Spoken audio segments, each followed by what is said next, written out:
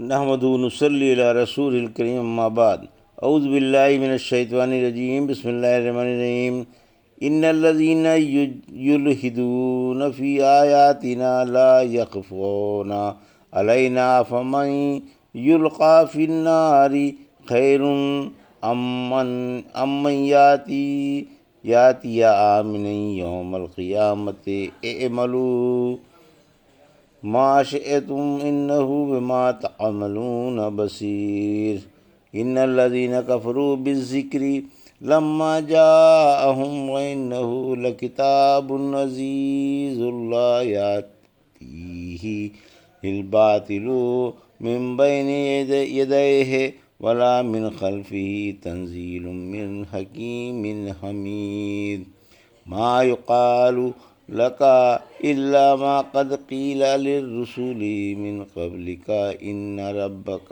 لذو مغفرة وذو عقاب أليم ولو جعلناه قرآنا أعجميا لقالوا لولا فصلت آياته أعجمي وعربي قل هو للذين آمنوا هدى وشفاء والذین لا یؤمنون فی آذانہم وقر وهم علیہم امن اولئک ینادون من مکان بعید ولقد آتینا موسیٰ الکتاب فاختلف فیہ ولولا کلمۃ سبقت من ربک لقضی بینہم وانہم لفی شک منہ مریب۔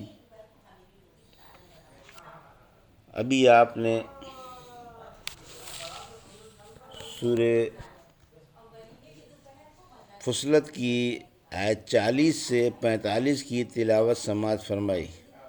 ان آیتوں کا ترجمہ اور تفسیر اس طرح ہے: ان الذین یلحدون فی آیاتنا لا یخفون علینا افمن یلقی فی النار خیر ام من یاتی آمنا یوم القیامت اعملوا ما شئتم انہ بما تعملون بصیر۔ آیت 40۔ ان الذین کفروا بالذکر لما جاءہم وانہ لکتاب عزیز۔ آیت 41۔ لا یأتیہ الباطل من بین یدیہ ولا من خلفہ تنزیل من حکیم حمید۔ آیت 42۔ ما یقال لک الا ما قد قیل للرسل من قبلک ان ربک لذو مغفرۃ وذو عقاب علیم۔ آیت 43۔ ترجمہ: دیکھو، جو ہماری آیتوں میں گڑبڑ کرتے ہیں وہ ہم سے چھپ نہیں سکتے، پھر بھلا جو آدمی آگ میں ڈالا جائے وہ اچھا ہے یا وہ جو قیامت کے دن امن و سلامتی سے آئے؟ جو تمہارا جی چاہے کر لو، بلا شبہ اللہ تمہارا سب کیا ہوا دیکھ رہا ہے۔ جن لوگوں نے اس قرآن کا انکار کیا جب وہ ان کے پاس پہنچ گیا، وہ ہم سے چھپے ہوئے نہیں ہیں، اور واقعی یہ بڑی عزت والی کتاب ہے جس میں باطل بات نہ اس کے آگے سے آ سکتی ہے اور نہ پیچھے سے۔ یہ اللہ کی جو بڑی حکمتوں اور تعریفوں والا ہے اتاری ہوئی کتاب ہے۔ آپ سے وہی باتیں کہی جاتی ہیں جو آپ سے پہلے نبیوں سے کہی گئیں۔ واقعی آپ کا رب بڑی بخشش والا اور بڑی دردناک سزا دینے والا ہے۔ یہ تھا ترجمہ سورہ فصلت کی آیت 40 سے 43 کا تفسیر۔ آیت 40۔ تحریف و بے دینی کی مذمت۔ الحاد یعنی کلام اس کے محل میں استعمال نہ کرنا یا کفر و عناد مراد ہے۔ پھر فرمایا وہ ہم سے چھپ نہیں سکتے۔ اس میں ملحدوں کے لیے سخت ڈانٹ ہے کہ اللہ کو وہ لوگ خوب معلوم ہے جو اس کی آیتوں میں اور اس کے اسماء و صفات میں الحاد کرتے ہیں۔ وہ آپ ان سے نپٹ لے گا اور انہیں ضرور واقعی سزا دے گا۔ اسی وجہ سے فرمایا کہ یہ لوگ قیامت کے دن جہنم میں جھونکے جائیں گے۔ پھر فرمایا کیا جو جہنم میں جھونکا جائے وہ اس شخص سے بہتر ہو سکتا ہے جو قیامت کے دن امن و سلامتی سے آئے؟ ہرگز نہیں، دونوں میں بہت بڑا فرق ہے۔ پھر کافروں سے بطور ڈانٹ کے کہا جا رہا ہے کہ جو چاہو اچھے یا برے عمل کر لو، اللہ تمہارے عملوں سے خوب واقف ہے۔ آیت 41 سے اور 42، قرآن نہ ماننے والوں کو تنبیہ، یعنی جن لوگوں نے اپنے پاس قرآن پہنچنے کے بعد اس کا انکار کیا، وہ ہمیں معلوم ہیں، حالانکہ وہ ایک ایسی عزت والی کتاب ہے جس کے پیچھے سے کسی سمت سے بھی باطل جھوٹ نہیں آ سکتا۔ اس کے نہ ماننے کی کوئی صورت ہے ہی نہیں، کیونکہ رب العالمین کے پاس سے اتری ہوئی ہے۔ اللہ اپنی باتوں میں صاحب حکمت ہے اور اپنے کاموں میں لائق تعریف ہے، یعنی اس کے احکام و ممنوعات کی تعمیل کا انجام لائق تعریف ہی ہوتا ہے۔ آیت 43، نبی کو صبر کا حکم، یعنی قوم اپنی عادت کے مطابق آپ صلی اللہ علیہ وسلم کو ستا رہی ہے اور وہی باتیں آپ کو سنائی جا رہی ہیں جو آپ سے پہلے نبیوں کو ان کی قومیں سناتی رہی ہیں۔ لہذا جیسے انہوں نے قوم کی ایذا پر صبر کیا تھا، آپ بھی کریں اور دل پر قلق نہ لائیں۔ پھر فرمایا، آپ کا رب توبہ کرنے والے کے لیے بخشش والا ہے اور کفر و سرکشی اور غرور و نالائقی پر جمنے والے کے لیے سخت دردناک عذاب والا ہے۔ وَلَوْ جَعَلْنَاهُ قُرْآنًا أَعْجَمِيًّا لَقَالُوا لَوْلَا فُصِّلَتْ آيَاتُهُ أَعْجَمِيٌّ وَعَرَبِيٌّ قُلْ هُوَ لِلَّذِينَ آمَنُوا هُدًى وَشِفَاءٌ وَالَّذِينَ لَا يُؤْمِنُونَ فِي آذَانِهِمْ وَقْرٌ وَهُمْ عَلَيْهِمْ عُمْيٌ أُولَئِكَ يُنَادَوْنَ مِن مَّكَانٍ بَعِيدٍ۔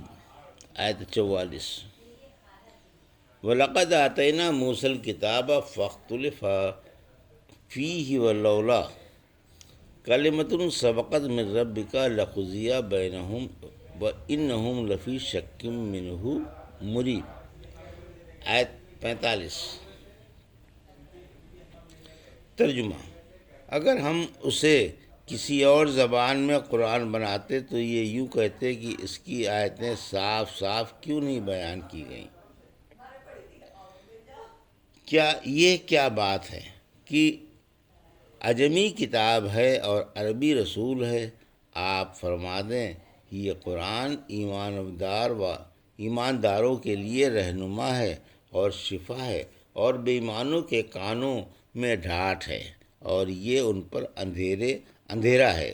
یہ لوگ کسی بہت ہی دور والی جگہ سے پکارے جا رہے ہیں۔ بلا شبہ ہم نے موسیٰ علیہ السلام کو بھی کتاب دی تھی، پھر اس میں بھی اختلاف کیا گیا۔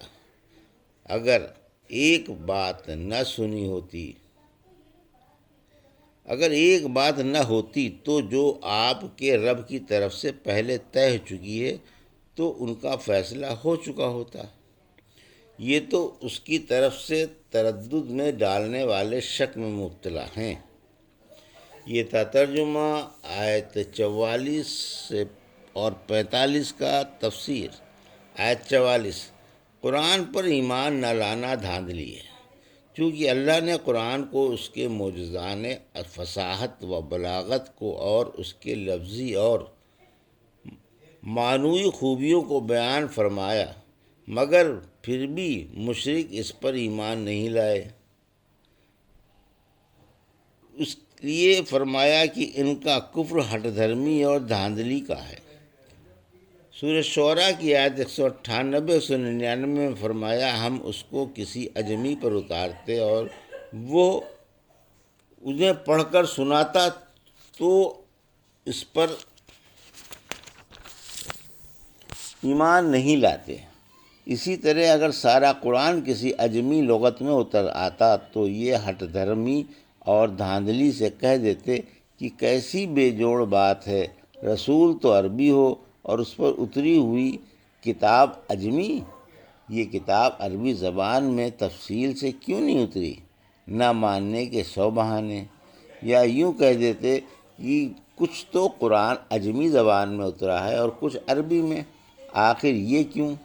پھر فرمایا آپ فرما دیں کہ قرآن مسلمانوں کا رہنما ہے اور دلوں کے شکوک و شبہات کی بیماری کی شفا ہے، اور بے ایمانوں کے کانوں میں ڈھاٹ ہے، وہ اسے سمجھ نہیں سکتے اور ان پر اندھیرا ہے کیونکہ اسے سمجھنے سے یہ قاصر ہیں۔